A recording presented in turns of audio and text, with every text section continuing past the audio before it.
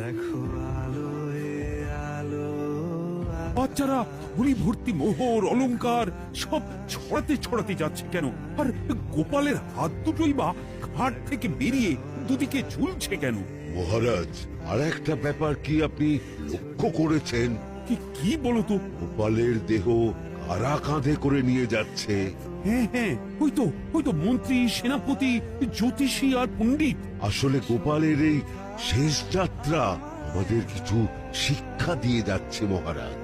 এই যে দেখুন, যারা গোপালকে সহ্য করতে পারত না, এখন তাদেরই কাঁধে গোপাল যাচ্ছে।